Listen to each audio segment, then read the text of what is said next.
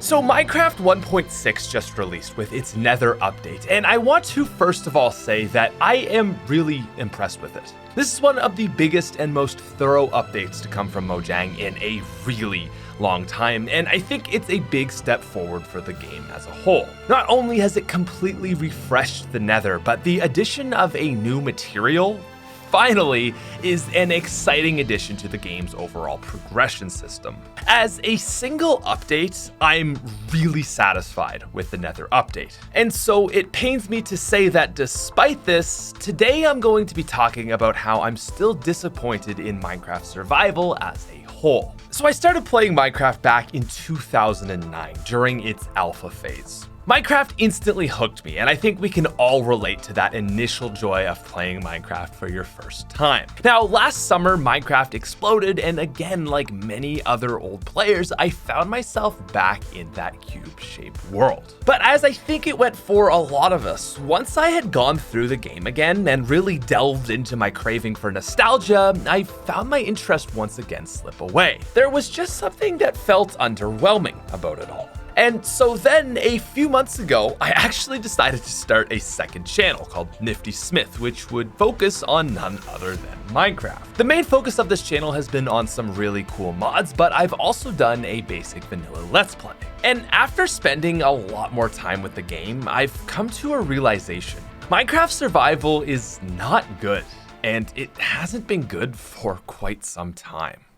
So I've got three main points as to why I feel this way. My first and biggest issue with Minecraft is that it just hasn't received a lot of updates over the years, which is putting it nicely. When you compare Minecraft's updates to something that sees regular new content like League of Legends, Rainbow Six Siege, or even Fortnite, it's not that Minecraft is lagging behind, but not even in the same universe. I stopped playing Minecraft in 2011, and coming back to it 8 years later hardly took more than a few weeks to become proficient with the new content. Now, up to about 2013, Minecraft was actually seeing really strong and consistent updates. These were things like adding mine shafts, enchanting, potion brewing, the end, the wither, and all that great stuff that have become staples in the game. But from 2014 and on, the updates became infrequent and underwhelming until very recently. So in September of 2014, update 1.8 introduced ocean monuments and gave Lapis a use, among other things. But the next big update we see wouldn't come until February of 2016. 1.9 was the combat update, adding the still useless tipped arrows, shields, and some other changes to the overall combat system. This sadly took a year and a half, but did at least add content to the end. Now, June 2016 then saw 1.10, the absolutely pitiful content update, which added polar bears, husks, and a few new blocks. But 1.11 in November of 2016 was pretty good, adding the Evoker, Vex, Vindicator, along with the Totem of Undying and Woodland Mansions. But then 2017 only saw the 1.12 update, which basically only added more colorful blocks. And it would take a whole year later after that until 1.13, which was the aquatic update. This added some much needed content to the ocean, including shipwrecks, underwater ruins, coral reefs, dolphins, drowned, fish, turtles, the heart of the sea, conduit, and oh my god, a new weapon, the trident. And that basically took us up to recent times, where in April of 2019, we would see the Village and Pillage update. This obviously added a lot of new content and really was a big factor in reviving the game. Oh, and then 1.15 added bees and stuff. So in 6 years, Oceans, the End, and the Nether are now the only three places which saw meaningful improvements. In all that time, we only got two new weapons, the Trident and the Crossbow. While pretty neat, the Trident failed to replace the Diamond Sword in any other way than pure novelty, and the Crossbow is essentially just a bow variant that is underused. The same goes for when you look at the defensive side, which hardly saw any improvements. Until very recently, there was nothing to do besides getting diamond armor armor and enchanting it. And now you can at least get netherite armor, but it is pretty much just a single extra step that draws on the same system as diamonds. Not complaining about it though. As for mobs and enemies, the only significant additions we saw in this time were really guardians and illagers. As for the structures themselves, ocean monuments are a lackluster temple which provide the player with very little gain, and woodland mansions are so rare they may as well not exist, at least in Java. Also, while this was a pretty old update, I actually also just beat the Wither for my first time, and I have to admit that it was quite disappointing. For the amount of effort it takes to get Wither skeleton skulls, I was really expecting the beacon to be a lot more useful. And so overall, I think the biggest issue I've encountered with vanilla survival is that there has been such a serious lack of updates to the more adventure-based side of the game. When you look at the length of time it's taken to get some of these updates, it's just really disappointing. And if you hold Mojang to the standard of these other big game companies, we should have realistically been seeing updates like this Nether one every 6 months. Caves, forests, and deserts have hardly changed at all in the last decade. Imagine how much better the game could be if every biome saw updates like the Nether and Oceans updates. It's just sad to think about the possibilities. Now, in fairness, I certainly understand the conservative position that Mojang has taken with their updates. Adding too much stuff would certainly alienate players, which is not really worth it when you have a game as successful as Minecraft. But I still think they have followed a far too safe path, which has only caused the game to stagnate and become uninteresting. And this takes me to my second point. I've always felt like Minecraft has two components that make it so special. Most important, of course, is the infinite possibility sandbox aspect. I mean, you could literally create anything, and that obviously adds a lot of replayability. But the second component to the success of this game has been completely forgotten about, and that's adventure. Adventure is experiences like battling exciting enemies, exploring cool temples, and finding rare loot. While these things have existed in the game over the years, there's just not a whole lot that's been added to improve upon these things. Desert temples all play the same, and the same thing goes for jungle temples, dungeons, pillager outposts, shipwrecks, and any other exciting place that exists in the game.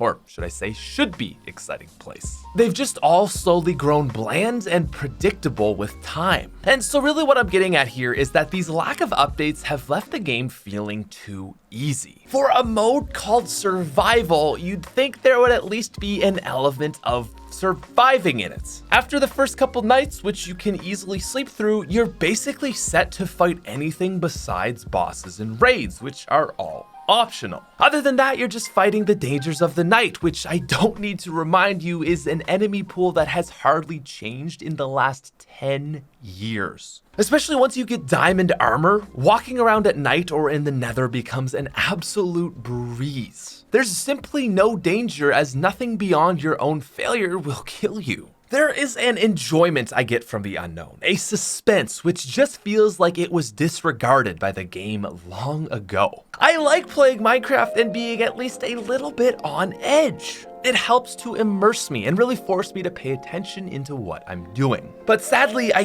never have this feeling in survival anymore. Hardcore? Sure, but that's not the topic for this video. And so this takes me to my final point. Because the game has grown easy, failing to make meaningful updates which focus on exploration and survival, the purpose of playing has completely shifted. Now, YouTuber Whitelight, in a critique video of Minecraft, describes this so perfectly that I really don't think I can do a better job. The term he uses to describe what Minecraft survival has become is conquest. He says Minecraft is no longer about surviving against enemies, but rather becoming an all-powerful king, building giant structures and decimating and dominating anything in your path. And I completely agree. That was actually the video that inspired me to make this one. Now, if you disagree, this can be seen nowhere more clearly than in Luke the Notable's 100 Days series. What starts off as a relatively inexperienced player learning the ropes of hardcore slowly turns into a domination conquest. Luke ended his 1000th day with a house made of emeralds that goes to the sky limit. He has a giant emerald pyramid complete with 6 beacons. And that's just scratching the surface. Now, I'm not criticizing Luke or his playstyle, but rather the game itself.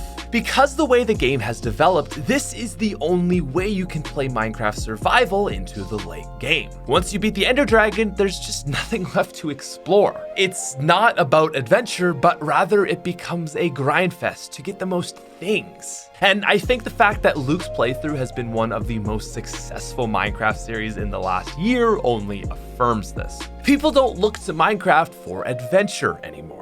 And I think that this actually poses a huge problem for the game. And that's because this system is not necessarily all that fun. The way players must go about getting things grows boring over time. So, for example, the best way to get a lot of emeralds is to set up a giant glass-making factory, depositing shovel sand into a furnace hopper system, and then all that glass is sold to your cartographer villager slaves. It's a mindless, slowly numbing process. Plus, emeralds exist in the wild, but they're incredibly rare, so there's no reason to bother exploring for them. Want enchantments? Well, it's a whole lot easier to build a mob grinder and use an enchanting table than it is to search the sea for rare enchanted books. In fact, do enough grinding and you won't even have a need to go mining for diamonds, as you can get villagers to sell you diamond equipment as well. The same goes for totems. It's way easier to grind raids than it is worthwhile to go searching for woodland mansions. And so I think it's here where Minecraft Survival really falls apart. Once you've completed the very stale wood to diamond process, which at least now has been extended, there really isn't any need to explore.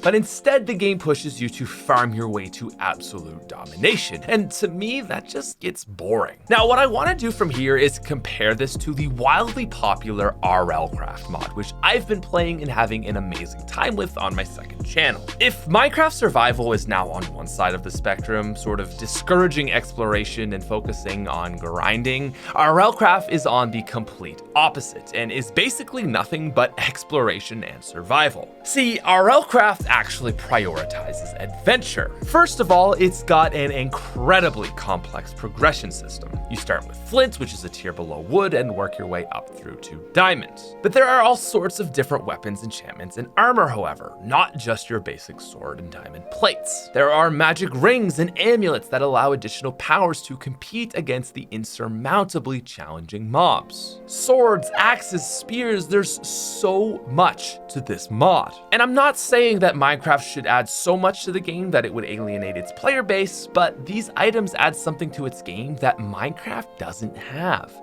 adventure. All these things I mentioned can be farmed, but that's boring. RLCraft adds dungeons, buildings, temples, crazy giant trees, and pirate ships, and in those places is awesome loot.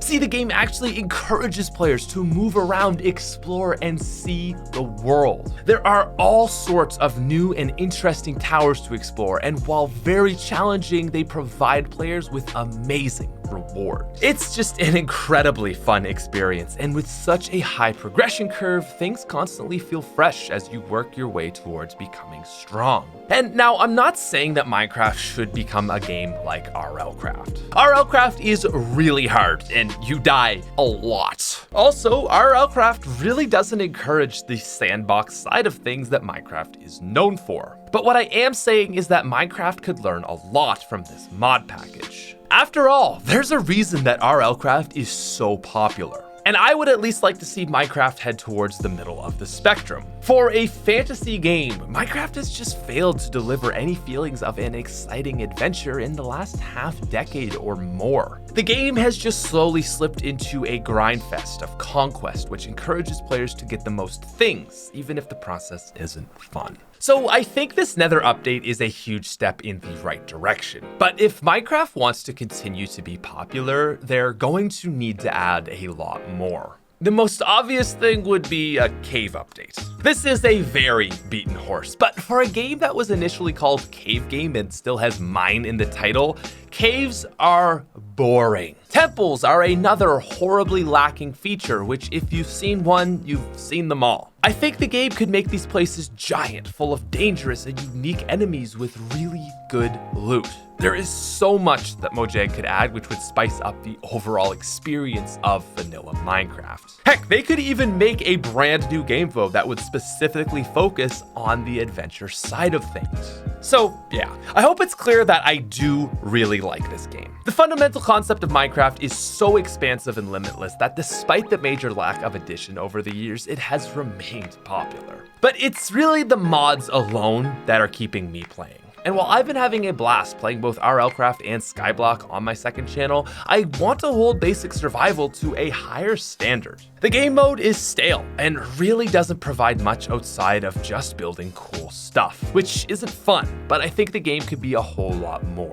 With all that said, the Nether update is really promising. It added a new ore above Diamond, which does at least lengthen the progression system. And more than that, it added depth to the Nether. There are new places to explore, complete with new mobs. Still though, I don't think it's enough on its own. Most of the overworld is in desperate need of an update if Minecraft is to stay relevant throughout the 20s. And so with that said, I think we all hope that this Nether update will be the first of many in a long line of expansive and exciting updates to Minecraft. Hey guys, thanks for watching. I know Minecraft isn't my regular content, but if you do enjoy these sort of style of videos, make sure to leave a like and let me know. Your support is, as always, really appreciated. And if you want to see specifically lots of Minecraft content, please go subscribe to my second channel, Nifty Smith. We've been doing a lot of fun stuff with Minecraft over there. Me and Roman are working really hard to keep the game fresh and exciting, so it would be really appreciated if you could subscribe. Anyway, thanks again for watching, and I'll see you soon. Peace out, you freaking nerds.